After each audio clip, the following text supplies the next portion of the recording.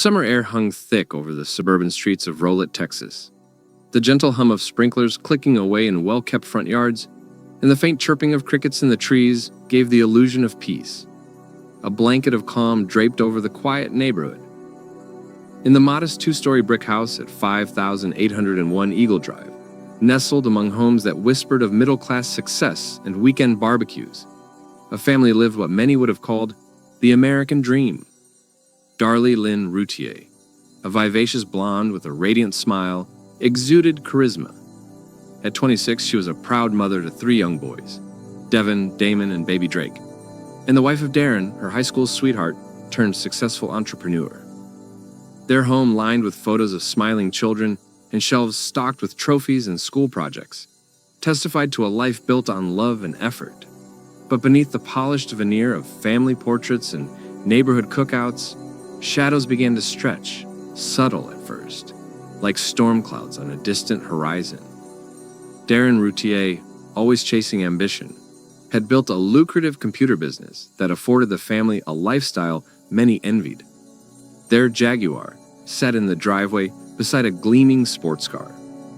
Darlie adorned herself in jewelry and designer clothes, and the couple had invested heavily in their home, including a new jacuzzi in the backyard and a towering security system that blinked silently in corners of the house.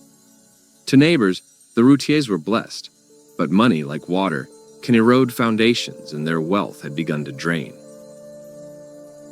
Behind closed doors, the couple's financial troubles were mounting. Darren's business faltered, weighed down by bad loans and an economy in flux. Their savings withered, credit cards maxed out. Darlie, once buoyant and bubbly, found herself mired in stress. Her journals, hidden away in drawers beneath baby blankets and birthday cards, bore the inked confessions of a woman slipping into despair. She wrote of feeling overwhelmed, of sadness, of worthlessness. She even scribbled a note that whispered thoughts of ending her life. But she never shared that pain aloud, not with her husband, not with her mother, not with the world. To the outside, Darlie remained the doting mom, the glamorous homemaker with the perfect family. On the night of June 5, 1996, the heat was relentless, refusing to break even as midnight approached. Darlie and her 2 oldest sons, Devin and Damon, decided to camp out in the living room downstairs to escape the stifling heat of the bedrooms. Darren and baby Drake remained upstairs, pillows and blankets scattered over the carpeted floor as the boys watched movies and drifted off to sleep. Darlie lay on the sofa, dozing fitfully. The ceiling fan above creaked rhythmically, and somewhere in the house, an air vent whistled softly. Then came the scream. A shrill, panicked cry pierced the early morning stillness. Darren bolted upright in bed. The sound wasn't the whimper of a child or the groan of a dreamer. It was raw, blood-curdling terror. He scrambled from the bed and rushed downstairs. The sight that met him on the first floor would sear itself into his memory forever. Darlie stood near the kitchen, drenched in blood. Her white nightshirt clung to her body, now stained crimson.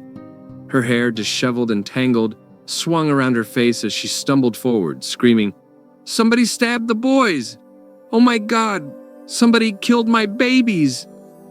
Devin lay near the entrance of the hallway, his body still, eyes glassy. Damon, nearby, struggled to breathe, his small chest rising and falling in gasping spasms. The boys had been attacked with a knife. Deep, violent wounds sliced through their tender flesh. Blood pooled around them, soaked into the carpet, smeared on walls and baseboards. Darlie clutched her neck and arms. She too had been injured. Her voice, ragged and frantic, filled the air as she dialed 911. The call was frantic, chaos unfolding in real time. "Ma'am, who did this?" The dispatcher's voice pressed, trying to make sense of the horror. "They ran out. A man, he ran through the garage. He's gone." "Ma'am, help is on the way. Is anyone alive?" "My boys, oh God, my babies are dying." Within minutes, paramedics and police flooded the scene. Officers pushed through the door, guns drawn, scanning for the intruder Darlie described. But no one lurked in the shadows. No shattered windows, no forced entry. Just a bloody, brutal mess. The two boys, both under 7, were rushed to the hospital. Devin was declared dead on arrival. Damon was still breathing when paramedics reached him, but succumbed en route. Detectives surveyed the home with clinical detachment, noting the positioning of the bodies, the trails of blood, the smudged prints on counters and doorknobs. Darlie was taken to Baylor University Medical Center, her wounds stitched and bandaged. She had a slashed throat, just 2 millimeters from her carotid artery, and bruises on her arms.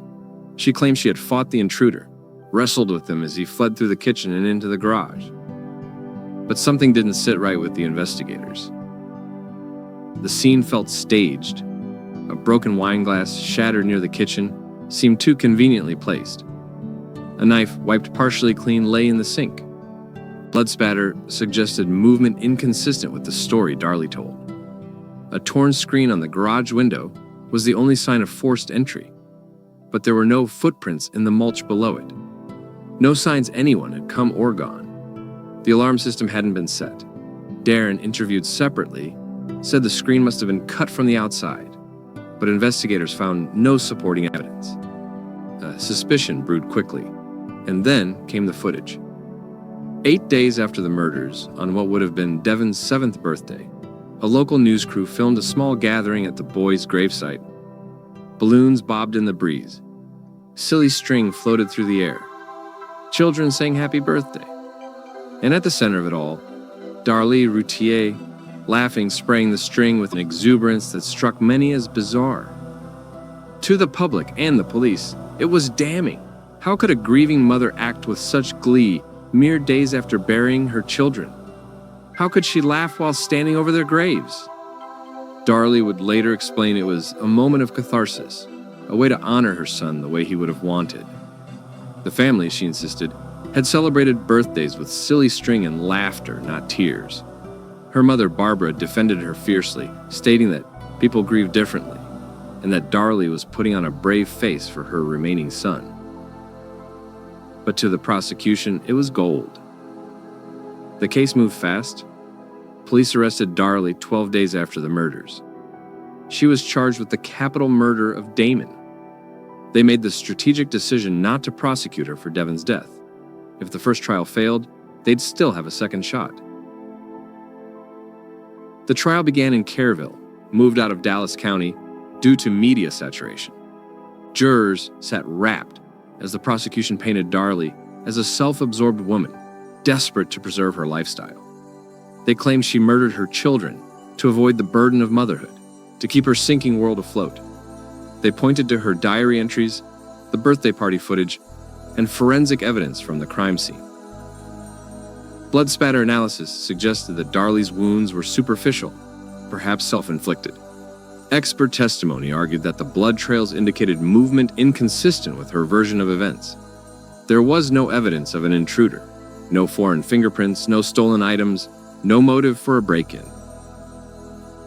The defense countered with images of a devoted mother, a woman suffering from postpartum depression, a family under stress.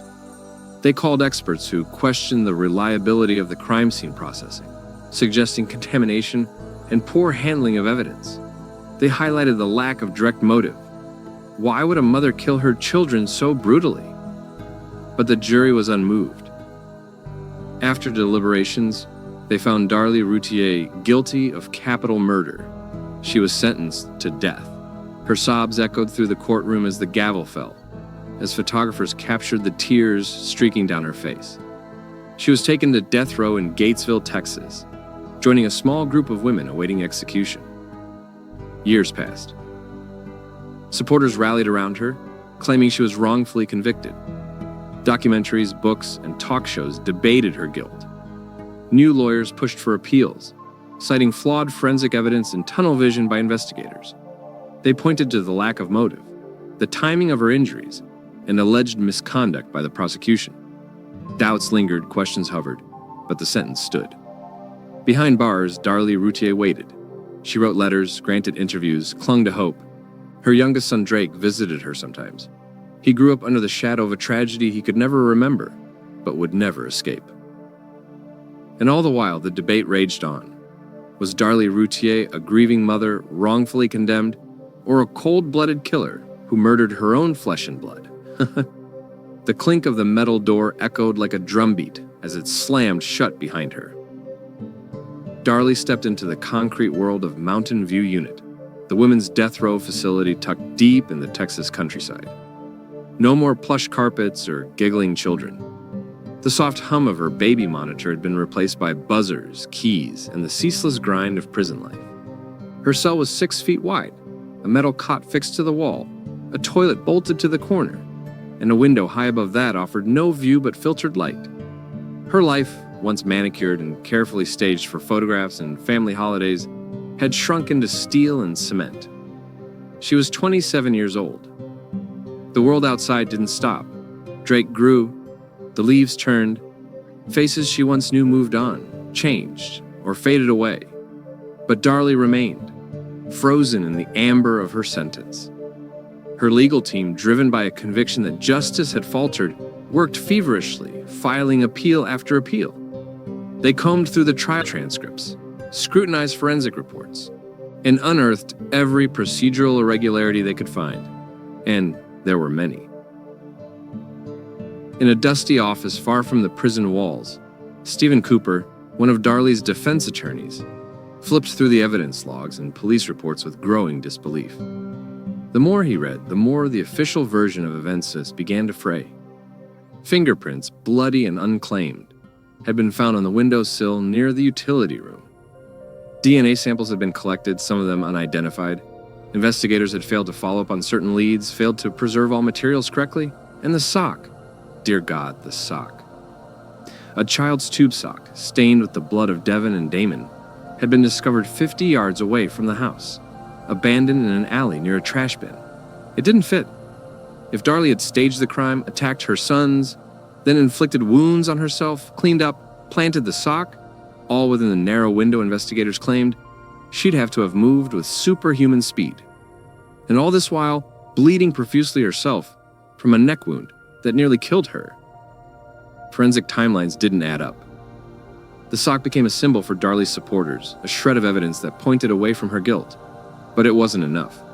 Appeals judges agreed that mistakes had been made during the trial, but not significant enough to warrant a retrial. The conviction stood. The press coverage had shifted over time too. The earliest stories painted Darlie as a monster, a woman with frosted tips and French manicures who partied while her sons lay in graves. Tabloids feasted on her image, crafting lurid headlines and asking leading questions. But as years passed and new documentaries emerged, public sentiment began to shift. People saw a different Darlie, a young mother overwhelmed and struggling, maybe too immature for the crushing weight of her life, but not a murderer. In prison, Darlie adapted. Her personality, once defined by glamour and gregariousness, hardened. She read books, she earned privileges. She learned how to exist within the rigid rhythms of prison life. In her letters, she described nightmares, replaying the night again and again, unable to save the boys, unable to scream in time. Sometimes she claimed to feel Devin's arms around her in the dark. Sometimes she swore she heard Damon calling her name. Years passed. In 2002, a new team of defense lawyers pushed for DNA testing under updated technology. The world had moved on since 1996. What was once only partially understood could now be examined with precision. The request was granted. Items like the sock, the knives, and even Darlie's nightshirt were submitted to labs. The results trickled in, some exonerating, others inconclusive. The unidentified fingerprint on the windowsill? Still unclaimed. The prosecution insisted it could have belonged to a family friend, a child, anyone. But Darlie's lawyers argued otherwise. No one could explain it with certainty. The blood patterns on her nightshirt also came under scrutiny. One analysis suggested tiny droplets of Devin's blood had landed on her shirt, spatter from a stabbing motion. But defense experts countered that the spatter could have easily occurred as she moved around the room in panic, cradling her children. And then came the matter of the knife. The Routiers owned a set of kitchen knives, a matching block with identical blades. The murder weapon had come from this very set. If Darlie's story was true, and an intruder had entered and used a knife from their kitchen, it raised an obvious question: why? Why wouldn't a killer bring his own weapon? Was it a crime of opportunity or desperation? That question lingered like smoke in the air. Back and roll it, time didn't erase the memory. Devin and Damon's graves remained covered in flowers, birthday balloons, and notes scribbled in childlike handwriting. Barbara Davis, Darlie's mother, never missed a visit. She stood by her daughter unwaveringly, giving interviews, attending hearings, pressing the public to believe that a terrible mistake had been made. In front of microphones, she held up framed photos of Darlie, cuddling her boys, smiling in Halloween costumes, running barefoot in the backyard.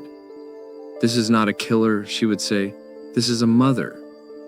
Even Darren, once estranged and accused of distancing himself, maintained Darlie's innocence.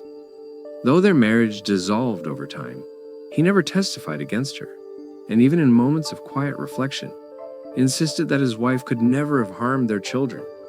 He too had been there that night. He had seen the chaos, the panic, the blood. He had attempted CPR on his son, screaming for him to breathe. Was it all an act? The prosecution believed so. In private strategy sessions, they had meticulously crafted a theory of the case. Darlie, depressed and vain, had grown resentful of her children. The financial stress, the cracks in the marriage, her sense of lost youth, all of it had coiled inside her like a serpent. In a moment of darkness, she snapped, but they had never been able to articulate clearly why Damon and Devin were chosen, and not Drake. The baby untouched upstairs became a puzzle piece that refused to fit. Some speculated Darlie planned to kill all three but lost her nerve. Others believed she had a psychotic break, an explosion of postpartum stress exacerbated by medication and sleeplessness. But even among believers in her guilt, the motive remained slippery, poorly defined, and emotionally unsatisfying. And in the court of public opinion, motives mattered. As time wore on, death row became a waiting room. For Darlie, execution dates came and went, stayed by appeals and ongoing legal wrangling. Years became decades, but the story refused to die. In 2008, the case was thrust back into the national spotlight, thanks to a new wave of true crime fascination. Podcasts, crime blogs, and televised specials all zeroed in on the Routier case. Viewers and listeners debated furiously, an angel or a monster, innocent or guilty. The tide was shifting. Legal groups that specialize in wrongful convictions took notice. The Innocence Project reviewed aspects of the case. While they never officially adopted Darlie's defense, some of their affiliated experts criticized the original forensic work. Blood spatter interpretation, a cornerstone of the prosecution's case, had come under fire nationwide for its subjectivity and potential bias. Darlie's defenders pounced. They argued that the blood on her shirt wasn't proof of guilt, but proof of a mother trying to save her sons, and still, no one had ever explained the sock. The sock. It haunted every iteration of the case. Located in an alley, smeared with the children's blood and clearly planted by someone in a hurry, it defied the timeline. Analysts calculated that for Darlie to stab both boys, then herself, plant the sock, return, clean up, and call 911, all within 5 minutes, was logistically improbable. Not impossible, perhaps, but requiring a level of speed and coordination inconsistent with her condition at the time. Could she have done it? If not Darlie, who? An intruder? The police dismissed the theory early. No valuables were taken. The entry point, through a window and garage, made little sense. There were no signs of forced access through the main door, no DNA left behind by an outsider. The prosecution leaned heavily on this. No one entered, no one left. But critics said the investigation had been botched from the outset.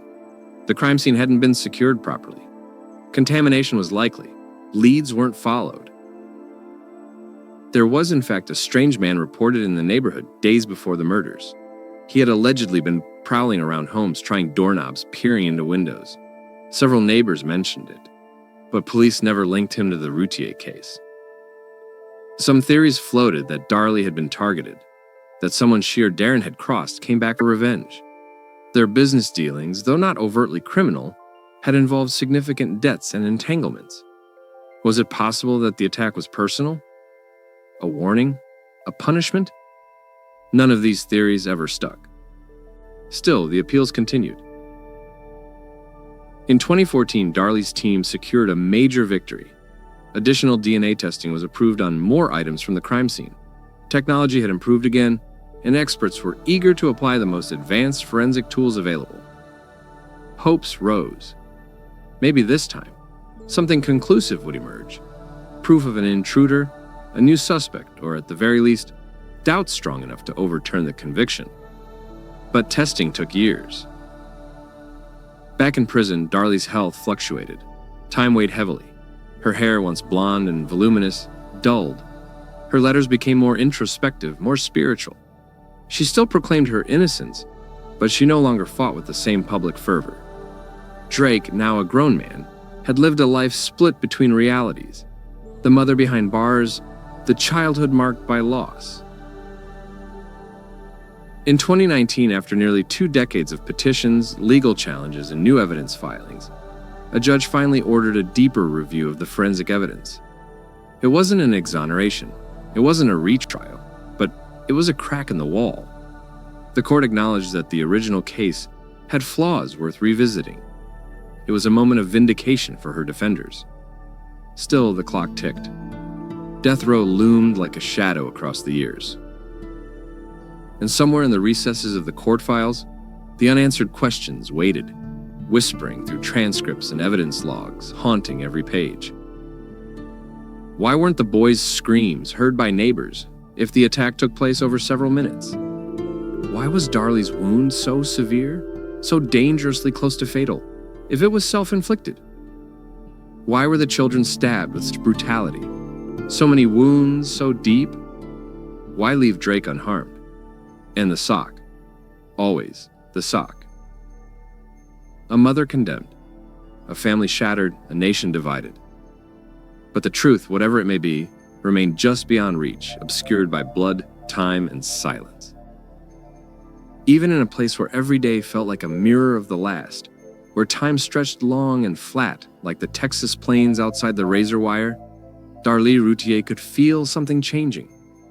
The air was still heavy, the lights still harsh, but rumors had begun to float through the ranks, whispers of a possible breakthrough in her case, a ripple in the static of her legal stalemate. She didn't let herself believe it at first. Hope had betrayed her before, but when her attorney sent word that the court had agreed to examine new DNA evidence, it broke the long silence that had surrounded her appeals. It was more than a procedural win. It was a breath of possibility. Meanwhile, across the state, forensic scientists prepared to reopen a box long thought closed. Stored in secure evidence lockers were the artifacts of that terrible night: blood-stained clothing, the knives, the broken window screen, and always the sock. Items that had been handled and mishandled, tested and debated, photographed and argued over in courtrooms and media panels. Now, with advanced DNA sequencing, even the smallest trace, skin cells, stray hairs, microscopic blood flakes, could reveal a story that had once gone untold. The sock was tested again, inside and out. The knife handle was swabbed, every groove examined for touch DNA. The blood on the nightshirt, which had launched endless expert debates over spatter direction and velocity, was analyzed anew. More DNA was found on the windowsill, partial, degraded but present. A male profile, unidentified. Not Darren, not the boys, not Darlie. And yet, the results were murky. For every suggestion of an intruder, there was another inconsistency. Prosecutors maintained that cross-contamination, old prints, or secondary transfer could explain the unknown profiles. Defense lawyers, weary of battling a system that clung to its verdict, pushed for more. The courts allowed testing, but not re-examination of the conviction. Darlie's supporters were frustrated. Her opponents emboldened. The legal machine grinded on, impartial and slow.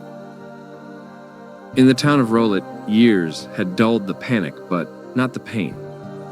Devin and Damon's absence still hung like mist in the lives of those who remembered. Their school had long since moved on, their friends now young adults.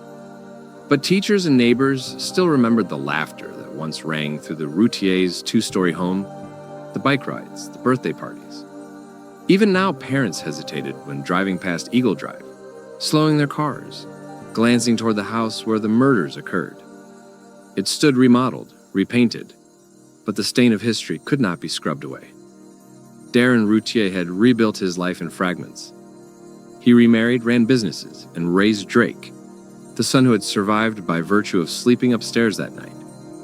As Drake grew, he began to ask more questions, not just about his brothers, whose names he spoke like legends, but about the mother he barely knew. He read transcripts. He listened to tapes. He met with Darlie when allowed, their meetings tense but warm. In time, he came to believe in her innocence, not out of loyalty, but through the gaps he saw in the story presented at trial. To understand how the public perception had shifted over the years, one had to go back to that chaotic summer of 1996. Darlie, just weeks removed from the murders, had been filmed spraying silly string over her son's graves. The footage aired repeatedly, used as a hammer in the court of public opinion. But what most people didn't see was the earlier memorial, solemn, teary, reverent. The silly string came later, a gesture of celebration on what would have been Devin's 7th birthday. To Darlie, it was a way of honoring her son's spirit, their joy. But to the nation, it became a spectacle, a mother smiling where grief was expected. That image, played over and over, became her cage. Even in appeals, the prosecution clung to it. They believed Darlie's demeanor, her makeup, her composure, her smile, betrayed a cold heart. But jurors aren't lie detectors. They're people. People with expectations about what grief should look like, what guilt should sound like, and what a good mother should be.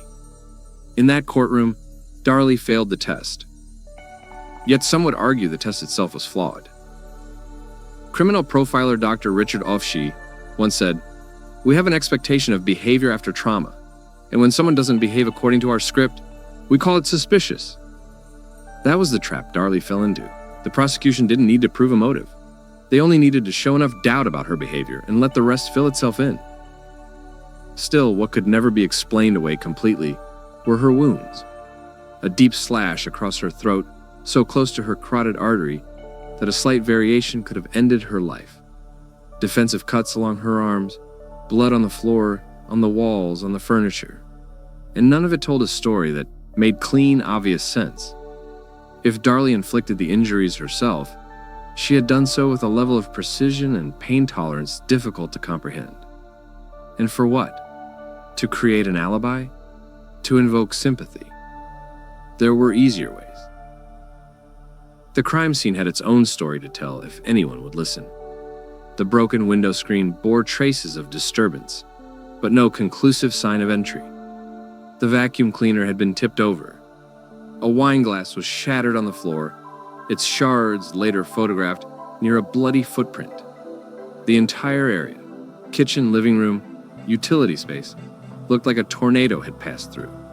But the disarray seemed theatrical to investigators, too neat in its chaos. They argued it had been staged.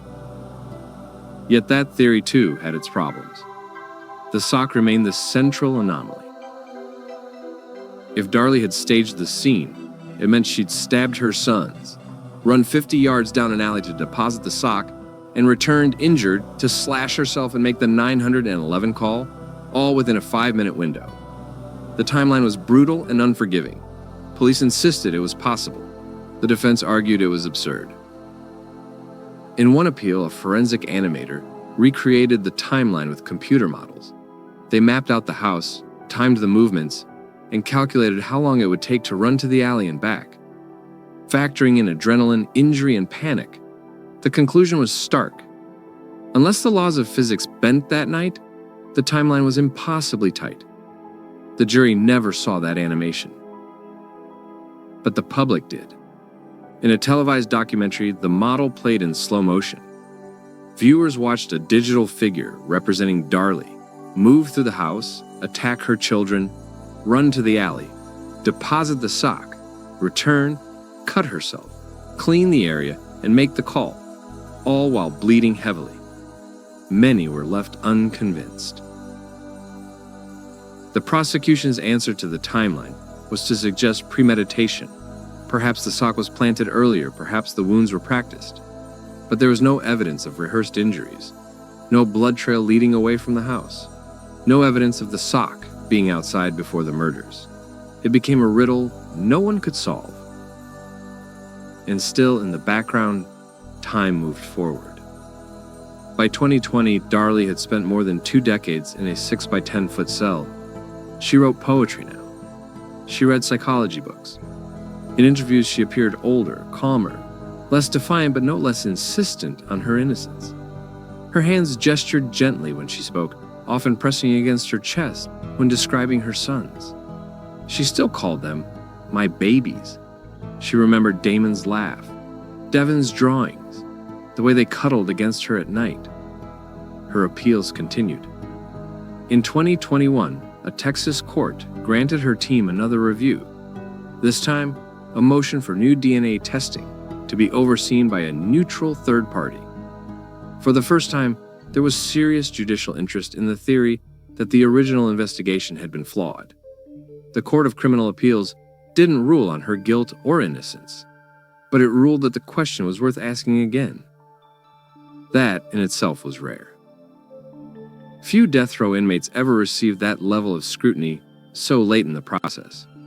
Most languished in anonymity, forgotten. But Darlie's case had a heartbeat that wouldn't fade, a blend of spectacle, mystery, and genuine legal questions that refused to be buried. Drake Routier, now an adult, had become her strongest advocate. He gave interviews. He appeared in documentaries. His message was clear. I know my mother. I've known her all my life, and I know she didn't kill my brothers. Critics dismissed his loyalty as blindness. Supporters called it clarity, born from pain.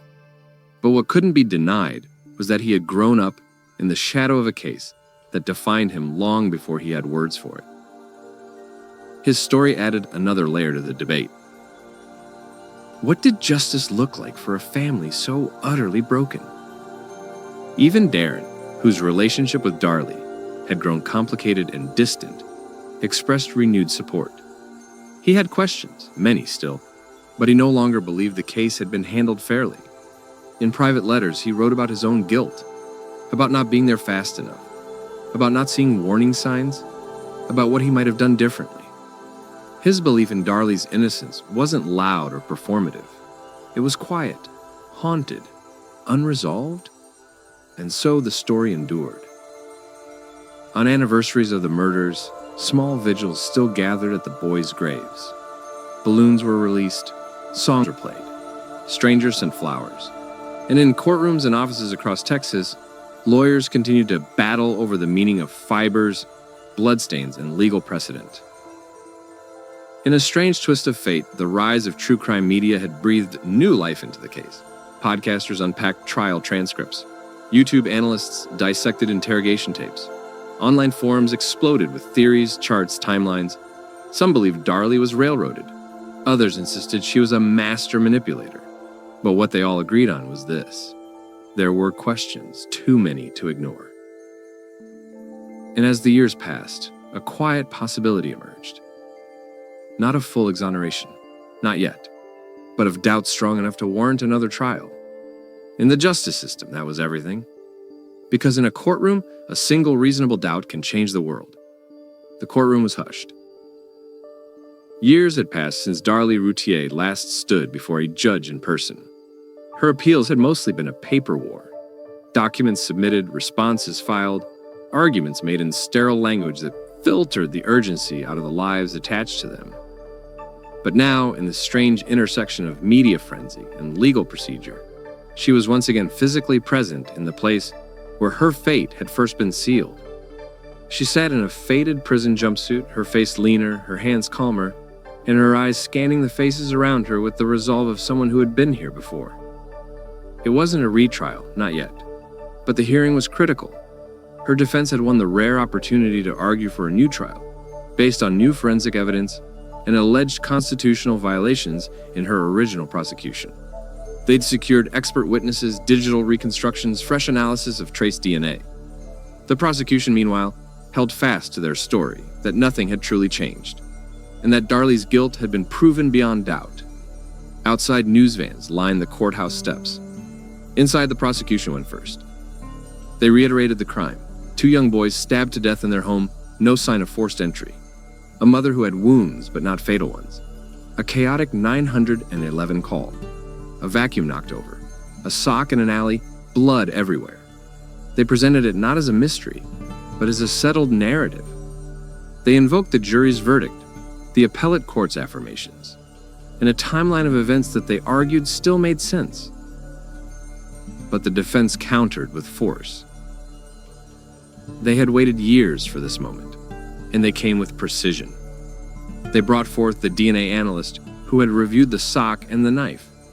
He explained how partial male profiles had been found, none matching anyone in the house. He conceded the profiles were degraded, but emphasized their presence as significant, given that Darlie had been convicted in part because no such intruder evidence had been found at trial. They brought a forensic pathologist who challenged the original interpretation of Darlie's wounds. He explained how the neck laceration was consistent with a defensive posture, not self-inflicted. He used digital diagrams to show the angle and depth of the cut. He also pointed out that the arm injuries, while severe, lacked the symmetry often seen in staged wounds. Then came the reconstruction expert. He took the court through a 3D animation of the house, synced with timestamps from the 911 call. He outlined the likely timing of events using average running speeds and anatomical injury data. His conclusion was not definitive. Nothing in this case ever was. But he showed that the sock's location and blood pattern would require someone to exit the house before the 911 call began, which contradicted the state's timeline. For the first time in decades, there was a shift. Even the judge, a stoic man known for strict interpretations, asked probing questions. He inquired about the police handling of the scene, the lack of gloves during evidence collection, the number of people who had trampled through key areas. He asked why certain pieces of evidence hadn't been tested for DNA until years later. And when the hearing concluded, the courtroom did not exhale. It waited. For weeks, the ruling did not come. Legal analysts speculated, commentators debated, and podcasts dissected every word from the hearing transcripts. Supporters of Darlie flooded social media with graphics and side-by-side comparisons. Critics doubled down, citing her diary entries, the silly string footage, and a lack of remorse as signs of guilt.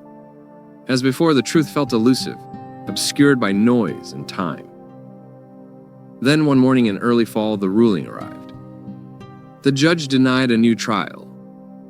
His opinion was carefully worded, acknowledging the new evidence, even questioning the completeness of the original investigation, but ultimately concluding that it did not meet the legal threshold for overturning a jury's verdict. It was a defeat, not total, but crushing. Darlie wept quietly in her cell when she heard, not the hysterical sobbing of 20 years earlier, but the quiet grief of someone who had built hope brick by brick and watched it collapse again. Yet something was different this time. The hearing had cracked the surface of certainty. Legal scholars began writing papers about the implications. Innocence Project attorneys, who had once hesitated to take her case due to its complexities, expressed renewed interest. One of the jurors from the original trial even spoke to a journalist, expressing regret about his decision and saying that the new evidence made him question everything he thought he knew. And perhaps most important of all, the people began to talk differently. In towns across Texas, conversations shifted. Coffee shop discussions once filled with harsh judgments turned softer, more questioning. Younger generations raised in the post-serial world of criminal justice skepticism began looking at Darlie as not just a defendant, but a woman, a mother, a human being who might have been failed by the very system meant to protect her. Drake, now in his 20s, became a more vocal figure. He gave an interview to a major network, sitting stiffly in a dark blazer and speaking with conviction. "I know people still have doubts," he said, "but I was there, and I've spent my life looking for the truth.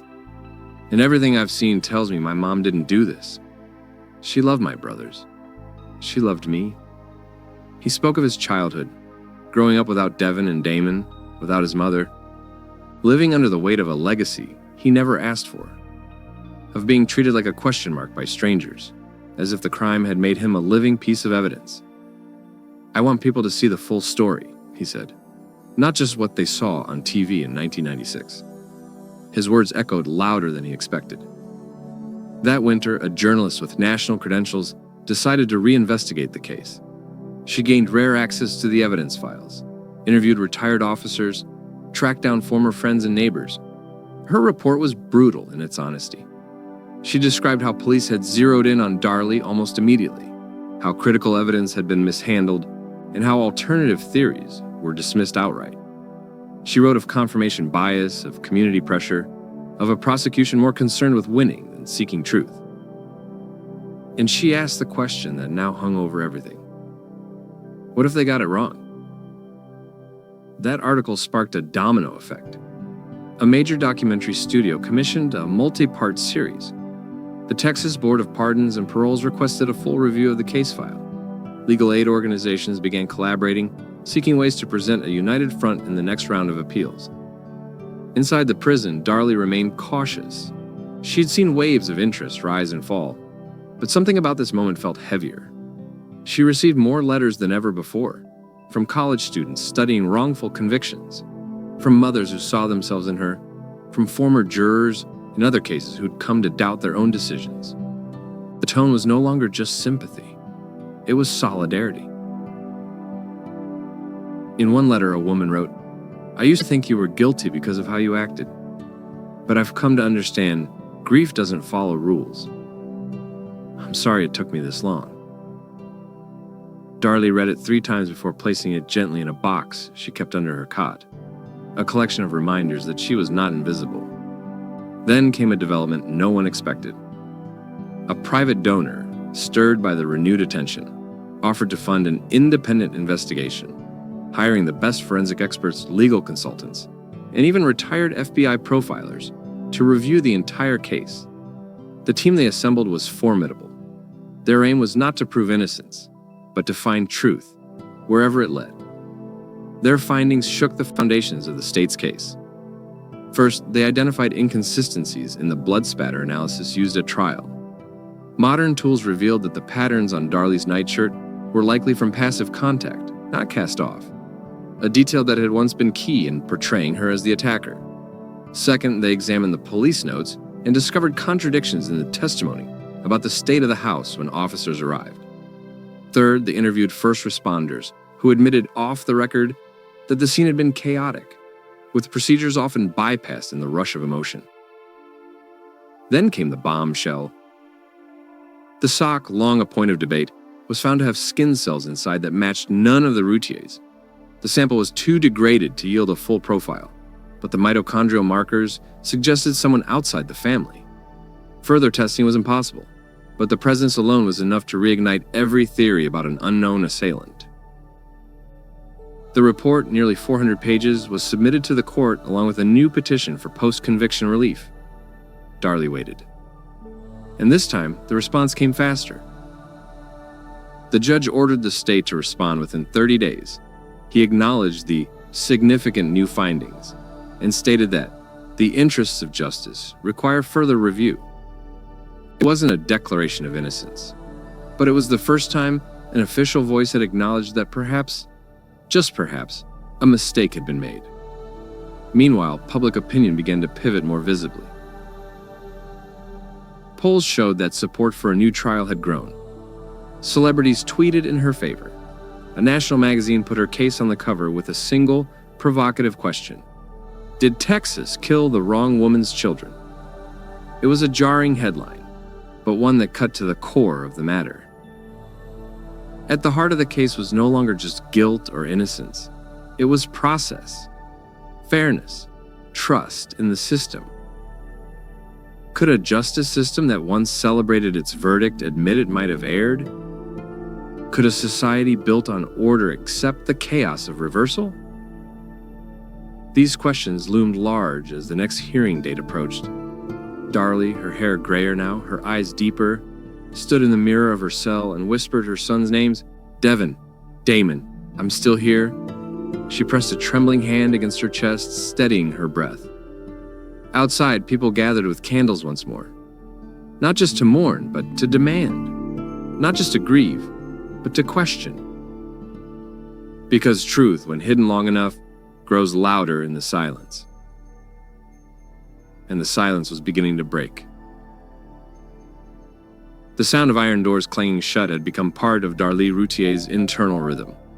After more than 2 decades behind bars, she had grown attuned to the mechanical routine of prison life, the rigid schedules, the numbing repetition, the echo of footsteps in concrete corridors. But as the new hearing date neared, the walls felt different. They didn't loosen their grip, but they hummed faintly with anticipation.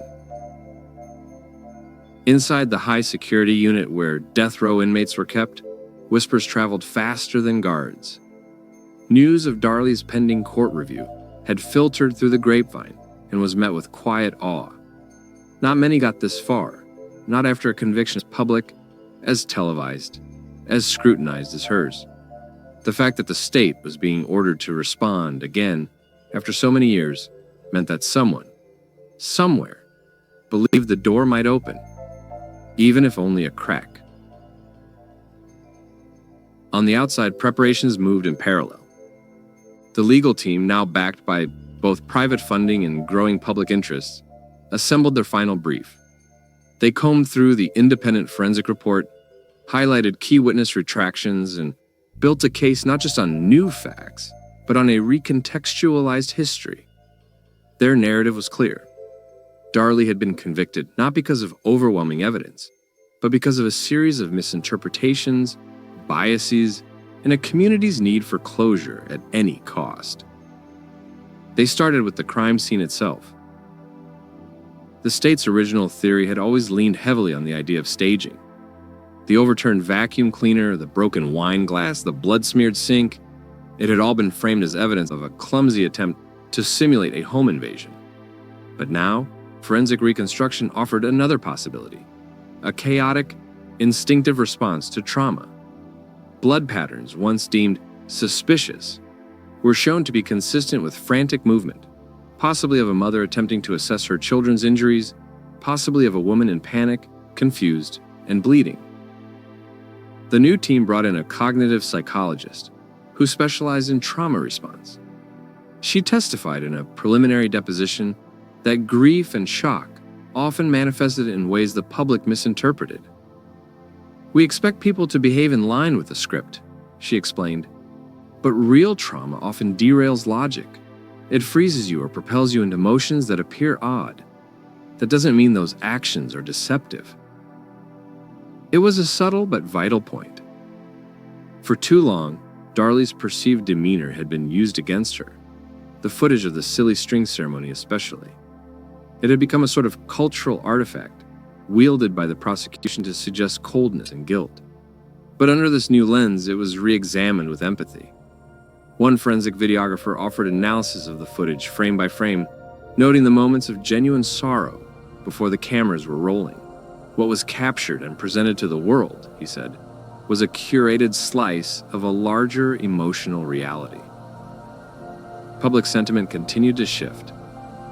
Talk shows and podcasts revisited the case, not to reaffirm her guilt, but to question the systems that had enabled it.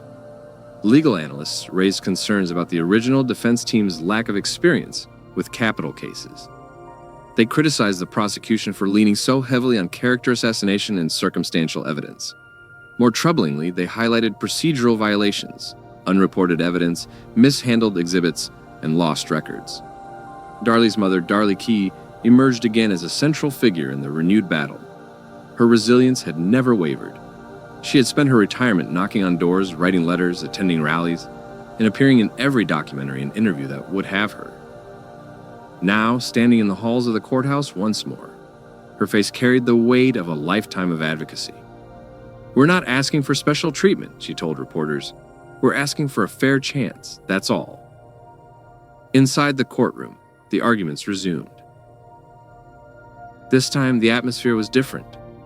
The courtroom wasn't packed with gawkers and thrill-seekers. There were fewer cameras, but more legal minds. The media that had once sensationalized the story now covered it with care. And on the bench, a new judge, a younger man known for his meticulous attention to due process, presided over the proceedings. The hearing was not a trial, but it felt like one. The defense presented their findings systematically. The sock with foreign DNA, the absence of Darlie's fingerprints on the murder weapon, the revised blood spatter analysis, the skin cells discovered in the sock, and the critical issue, the partial male DNA profile found on one of the wounds. Not Darlie's, not the boy's, not Darren's. They argued it pointed to another presence, someone unaccounted for. Ugh. The prosecution pushed back hard. They challenged the reliability of degraded DNA. They questioned the credibility of reanalyzed forensics.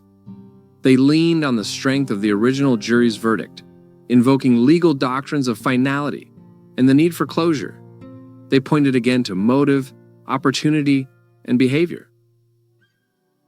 But for the first time, the rebuttals seemed weaker, more defensive. One moment during cross-examination captured the tension perfectly. The prosecution's expert, a veteran crime scene investigator from the original case, was asked why a bloody fingerprint near the sliding glass door had never been matched. His answer was vague. "There were a lot of prints," he said. "We couldn't identify them all." "But you testified," the defense attorney pressed, "that the scene showed no sign of forced entry. Doesn't an unidentified fingerprint undermine that conclusion?" There was a pause.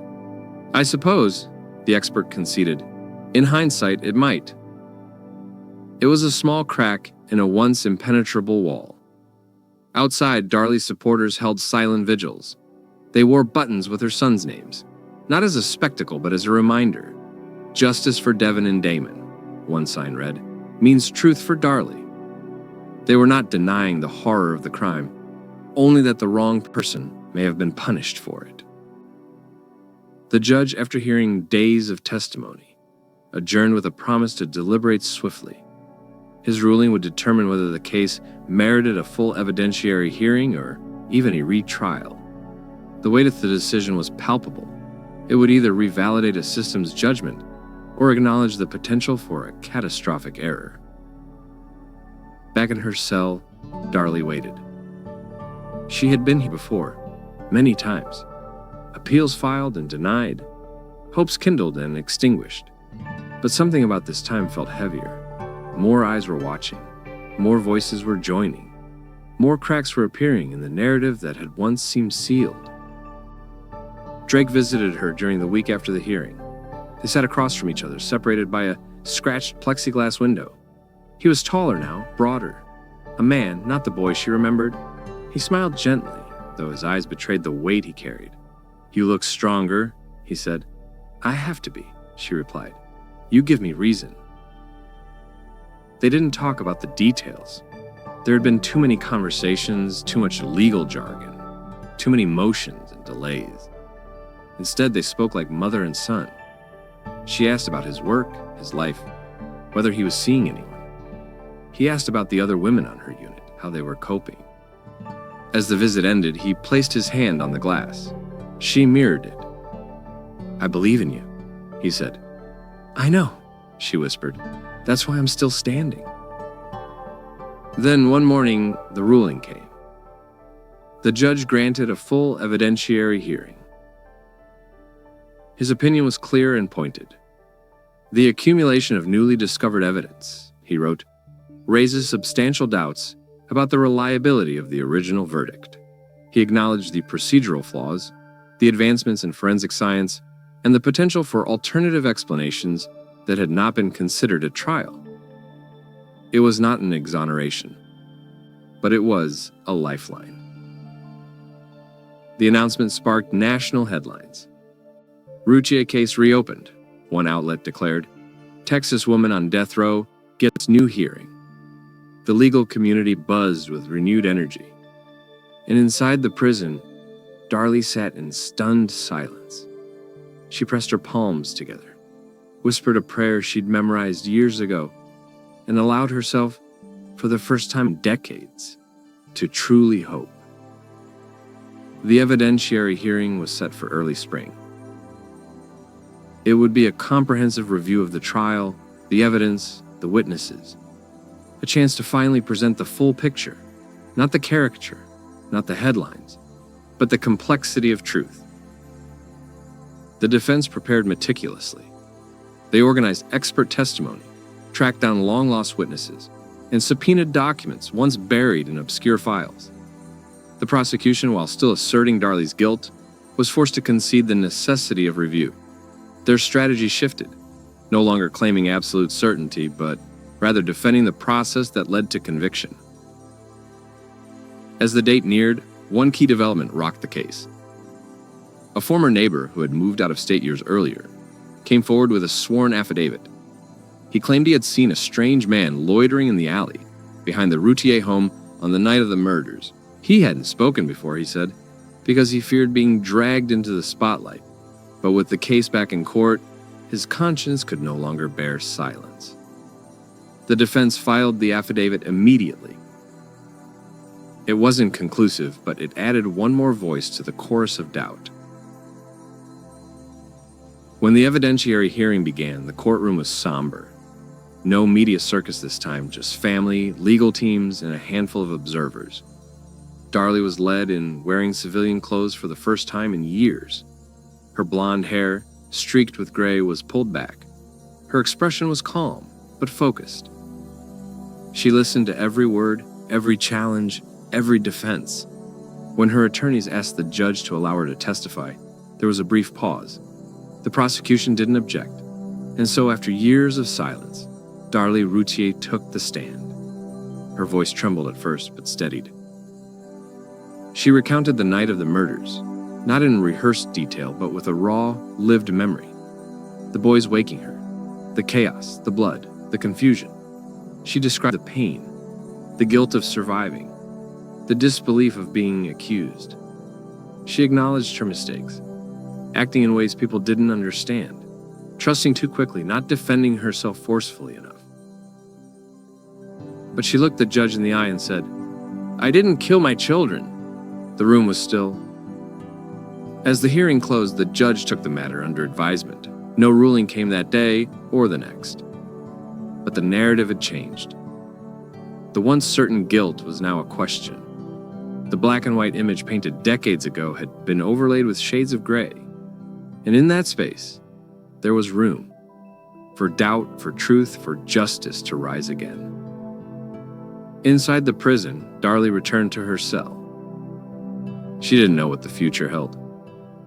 But for the first time, she felt something stirred deep within her, a quiet, stubborn flame. The silence of anticipation could be louder than screams. In the weeks that followed the evidentiary hearing, Darlie found herself caught in that strange, liminal space between past and future, between punishment and potential redemption. Her days remained the same, marked by head counts and metal doors, but her nights were different. They were filled with questions and flickers of possibilities that hadn't existed before. Every time the intercom buzzed, every time a guard walked past her cell with a manila envelope or a folded sheet of paper, her breath caught. She had trained herself for decades not to hope too much, but hope, like breath, was automatic now. It crept in under the bars. It wrapped itself around the idea of freedom, of truth finally rising to the surface. Across the state, the legal teams stayed locked in motion. The defense was not content to wait. They continued to push forward, building on the momentum. They had seen the way the judge listened, the way he questioned the forensic experts, how he paused when they raised discrepancies that had once been brushed aside. There was still no guarantee, but the ground was shifting. The prosecution, though still resolute in defending the original conviction, had become noticeably less aggressive. The media noticed it too. One journalist commented in a national piece, "For the first time in 26 years, the state seems to be acknowledging the possibility that the system may have failed." Meanwhile, public interest reached a fever pitch again. Major news outlets revisited the case. Podcasts began deep dives. A streaming documentary series released a new season, dedicated entirely to Darlie. It painted a picture of a deeply flawed investigation, a prosecution strategy that leaned on emotion rather than science, and a legal defense woefully underprepared for the stakes. Public sympathy began to turn. People started asking not, did she do it, but rather, Was she ever given a real chance to prove she didn't? Supporters organized a march outside the state capitol. They held candles and wore t-shirts bearing the faces of Devin and Damon, along with the words, "Truth for Darlie, justice for all." They weren't just fighting for one woman anymore. They were fighting for every person failed by a system that sometimes prioritizes resolution over truth. Inside the prison walls, Darlie received letters, dozens a week. Some from former jurors who regretted their vote. Others from strangers who had once believed she was guilty but had changed their minds. One letter came from a former prosecutor who, while not admitting fault, expressed concern about how the trial had been handled. He ended it simply, "If we got it wrong, we need to make it right." Darlie read every letter carefully. Some made her cry. Others gave her strength. But the ones she treasured most came from her son, Drake. Now, in his mid-20s, Drake had grown into a thoughtful, resolute young man. He had not only endured the shadow of the past, he had become a voice within it. He appeared on news segments and documentaries, at rallies. "My mom didn't do this," he said over and over, "and I'm going to fight until everyone knows it." His loyalty had never wavered, not even in childhood. And now, with every word he spoke, every step he took, he reclaimed part of the narrative that had been stolen from them both. As the judge's decision loomed, one more revelation emerged, one that would send tremors through the entire foundation of the original case. A former lab technician, retired for years, came forward with startling information. He had worked for a private forensic testing lab that had been contracted by the prosecution in the late 90s. In a signed affidavit, he admitted that preliminary tests on the sock found in the alley had shown the presence of a foreign male DNA profile. It wasn't Darlie's, it wasn't her husband's. And yet, he said, the result was never included in the final report submitted to the court. The sample was deemed inconclusive, he said, not because the data wasn't clear, but because the lab was told to focus only on profiles that matched existing suspects. The affidavit was sent to the defense, who filed an emergency motion to reopen discovery. This wasn't just new evidence, it was potential suppression, something that could trigger serious legal consequences for the original prosecution team. The state responded quickly, denying any wrongdoing. They claimed the technician's memory was unreliable, that the DNA findings were never confirmed. But the court took it seriously. The judge issued a new order, requiring all original testing records, memos, and communications between the lab and the district attorney's office. Suddenly, the tide surged again. News anchors, once solemn in their coverage, now sounded incredulous. Was critical DNA evidence withheld in the Routier trial? One headline screamed. Another read, "If this is true, the conviction could collapse." Even those who had long held fast to the belief in Darlie's guilt were forced to pause. The hearing to review the new evidence was held swiftly. This time, the courtroom was full. Lawyers, reporters, legal scholars, even former jurors. The technician was sworn in. His voice shook slightly as he recounted the events. He said he came forward now because his conscience wouldn't let him rest. He was aging, and the truth mattered more to him than loyalty to an institution. The defense asked him to describe the profile. He couldn't recall the exact allele numbers, but he remembered it clearly enough to testify under oath. It was male. It was not a known profile from the case. And it was present on the same sock that bore the boy's blood. The prosecution tried to discredit him. They suggested he was misremembering, that time had blurred facts, that records showed no such report. But the judge intervened. Whether or not this memory is accurate, he said, it speaks to the need for transparency and a full review.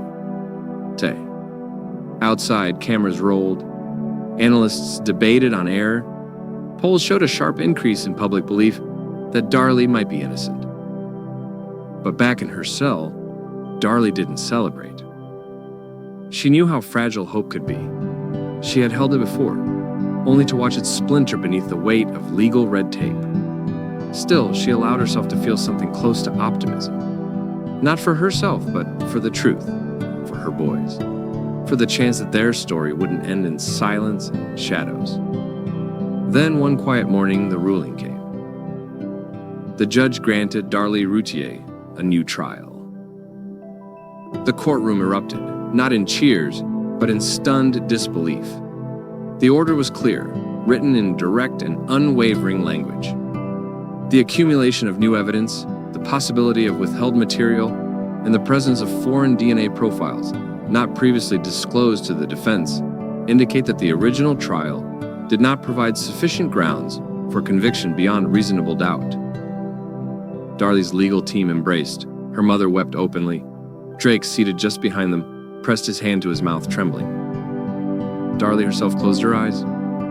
Not to cry. Not yet.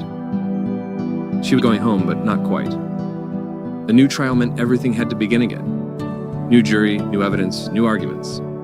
But this time, she would face it not as a condemned woman behind bars, but as a defendant who had finally been granted the right to a fair fight.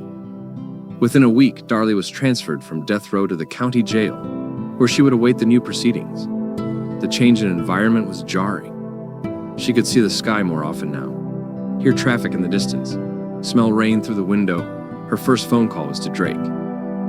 They said yes, she whispered. I know, he said, voice thick. I never doubted they would.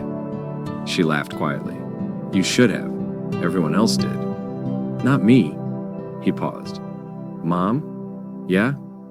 I think we're going to win this. This time, she believed him. The county jail felt like limbo, better than death row, but still a cage. Darlie paced the small rectangular cell, her nerves on edge. She no longer wore the white uniform reserved for the condemned. Her new jumpsuit was orange, just like any other pretrial detainee. For the first time in decades, her status had changed. The title of death row inmate had been stripped away. She was simply an accused again. Yet this new beginning came with its own burden. A second trial meant reliving it all. Every photo, every accusation, every painful second from that night. But this time, she had more than just fire in her belly. She had evidence, people, momentum. The world was watching. Her legal team got to work immediately. The new lead defense attorney, Carla Benson, was younger than her predecessors but known for her courtroom ferocity. Carla believed deeply in wrongful conviction reform. She'd taken on high-profile cases before and overturned 3 murder convictions in the last 10 years. Her first words to Darlie had been, "We're not just proving you didn't kill your boys, we're proving the system did." The case strategy was layered and careful. This trial wouldn't simply be about alibis or blood spatter. It would be a full-scale attack on the original investigation.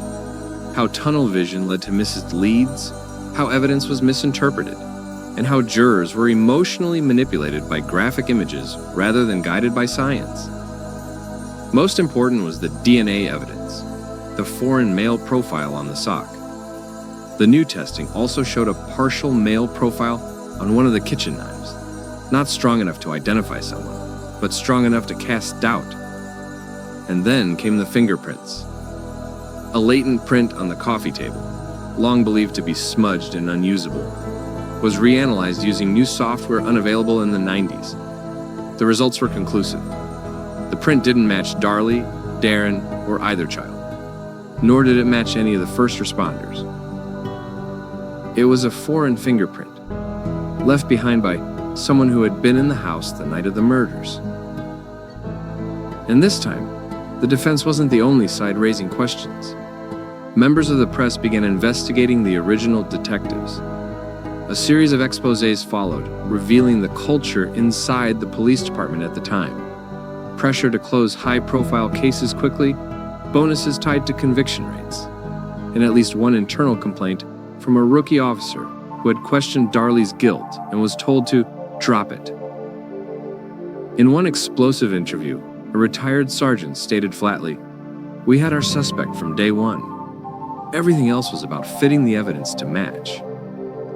The prosecution tried to push back. They argued that new evidence didn't erase the old facts. The boys were killed with a knife from inside the house. Darlie had superficial wounds.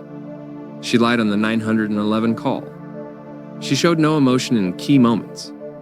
She had the motive, Her family was struggling financially, and she wanted freedom. But those arguments didn't land the way they once had. Because now, Darlie wasn't the bleached-haired young woman in a cheerleader's outfit blowing bubbles at a gravesite. Now she was a woman in her 50s, weathered, calm, measured, a woman who had endured the full weight of a state's judgment and survived. Jury selection took weeks. The defense was careful, using expert profiling to avoid jurors who might be swayed by emotion over logic. Carla made her strategy clear. They would not deny the tragedy. They would not ask the jury to unfeel the pain of 2 dead children, but they would ask them to see clearly, without prejudice, without manipulation. Opening statements began in a packed courtroom. Carla stood and faced the jury. Ladies and gentlemen, Darlie Routier did not kill her sons. And by the end of this trial, you'll see how the original investigation missed the truth. This isn't just a trial about one night in 1996. It's about everything that went wrong in the years that followed. The state responded with conviction. They reiterated the wounds, the 911 call, the bloody nightgown. They insisted that only a mother scorned could have committed such a calculated act. But this time, something felt different. The jury leaned in when the defense played enhanced audio from the 911 call, showing that Darlie's cries and attempts to help her boys were real and sustained. The analysts explained the psychology of trauma, how people in shock don't always behave the way we expect. Dr. Noreen Halverson, a nationally recognized trauma specialist, took the stand. She testified that Darlie's detached behavior at the gravesite wasn't evidence of guilt, but a textbook display of dissociation, a mental escape from unbearable grief. She was not celebrating, Dr. Halverson said firmly. She was surviving. The jury listened closely. Then came the bloodstain expert, one of the foremost in the country. He explained that the spatter on the back of Darlie's shirt, used so powerfully in the first trial to suggest she had raised the knife, could actually be consistent with her standing over the couch, trying to help Damon as he bled out. The angle, velocity, and position aligned with a rescuer's role, not an assailant's. Each piece of evidence from the original trial was examined, deconstructed, and reframed, and the story began to crack. The most devastating moment came when a retired CSI named Melissa Crane was called by the defense. She had worked the scene but was never called to testify in the first trial. She explained how chaotic the investigation was, how items were moved before photos were taken, how evidence logs didn't match actual items collected. She dropped a bombshell. A bloody fingerprint on the utility room door had been wiped clean before being properly lifted. It wasn't intentional, she said, but it was careless, and we lost a chance to identify a potential intruder. The courtroom went silent. Then, a twist nobody expected. The defense introduced a new suspect. In 1996, a man named Travis Delman had lived just a few blocks from the Routier home. He had a violent criminal record, including armed burglary and assault. 2 weeks after the murders, he left the state. In 2004, he was arrested in Missouri for a home invasion. During his interrogation, he reportedly referenced a house in Texas where things went real bad one time. Hint? At the time, it wasn't connected to the Routier case. But now, with DNA evidence that didn't match the family and a fingerprint that didn't match first responders, the defense suggested Delman as a potential perpetrator. They couldn't definitively link him, but they didn't have to. All they had to do was show that someone else could have done it. And the jury listened. Day after day, they watched as decades of certainty were slowly undone. Witnesses cried. Former friends of Darlie apologized for believing the worst. Experts explained the science that was ignored. Even the judge seemed moved, often pausing to clarify statements and ensure accuracy. When Darlie took the stand, the courtroom held its breath. She wore no makeup. Her hands shook only slightly. Her voice, raspy from years of disuse, was quiet but firm. "I loved my boys," she said. "I still do. Every minute of every day I carry them with me. I didn't hurt them. I would never." The prosecution tried to rattle her. They showed autopsy photos. They played the 911 tape. They highlighted inconsistencies in her statements over the years. But she held strong. "I was in shock," she said. "I didn't know what was real, but I remember screaming. I remember blood. I remember trying to save Damon. And I remember looking for someone who had already vanished into the night." By the time closing arguments began, the courtroom felt transformed. Carla stood once more. This case isn't just about proving innocence. It's about admitting that justice is not perfect, that mistakes were made, and that we can correct them. If you have even a shadow of a doubt, if you believe that someone else might have done this, then you must do the only just thing. You must let her go. The prosecution's closing was fiery, desperate even. They warned that releasing Darlie would be a betrayal of Devin and Damon's memory, that while science was important, so was instinct. But instinct had led them astray before. The jury deliberated for 3 days, and then the verdict. Everyone in the courtroom stood. The judge asked for quiet. The foreperson, a woman in her 60s with silver hair and red-rimmed eyes, read the words, "We, the jury, find the defendant, Darlie Routier, not guilty." The room burst open like a thunderclap. Darlie collapsed into Carla's arms. Her mother sobbed openly. Drake rushed forward, only barely held back by the deputies, who still had to process the formal release. The judge nodded solemnly. "You are free to go." And just like that, 28 years of condemnation dissolved. Outside the courthouse, the sun blazed bright. Darlie stepped into the light, blinking, breathing free air for the first time in nearly 3 decades. The crowd erupted. Reporters surged forward, microphones buzzed. But Darlie didn't speak right away. She simply reached for Drake's hand, held it, and cried. Behind them, signs waved, "Justice for Darlie." Innocent at last. Truth took its time. And somewhere, in the quiet beyond the noise, the spirits of Devin and Damon stirred, not erased, not forgotten, but finally perhaps at peace. The world moved differently outside prison walls. Every breeze felt fuller, louder. Colors were more vivid. Faces in crowds, sounds of shoes against pavement. Everything pressed against Darlie's senses with startling force. Freedom wasn't quiet or soft. It was jarring, almost overwhelming. Drake drove her away from the courthouse in silence, both of them unwilling to break the surreal hush that had followed the verdict. Her fingers rested against the window, watching the streets glide past. Storefronts, playgrounds, coffee shops. Mundane things she hadn't seen in nearly 3 decades. She kept thinking about how much had changed. Cars looked different. Phones weren't just phones anymore. Music played from nowhere. It was like stepping into someone else's dream. When they reached a quiet house on the edge of town, her mother's home, the one kept ready just in case, Darlie stood in the driveway for a long time, just breathing.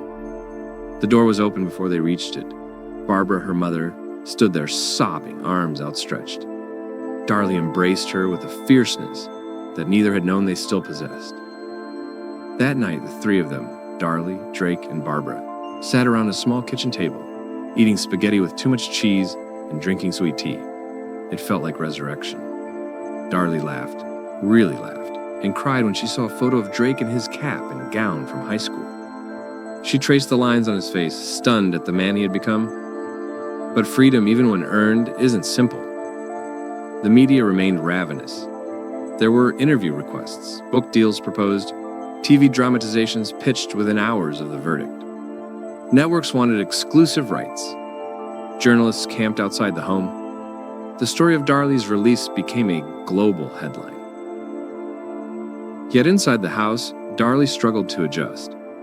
She woke in the middle of the night, drenched in sweat, heart racing. The sound of a dog barking could send her under the kitchen table. The metallic clang of a spoon on ceramic made her flinch. The institutional clock of prison life, count times, lights out, chow, still echoed in her mind. She had to remind herself over and over that she could open the door and walk outside. Drake helped her create a routine. Mornings with coffee and newspapers. Walks around the neighborhood at sunset. therapy sessions with a trauma specialist twice a week.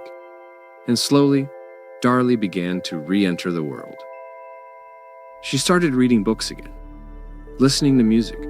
She even adopted a rescue dog, a pit bull mix with soft eyes she named Damon. People approached her in public. Some offered hugs, apologies, or whispered prayers. Others kept their distance but nodded solemnly, acknowledging the long shadow she walked under. A few still believed she was guilty, unwilling to let go of the narrative they'd clung to for years.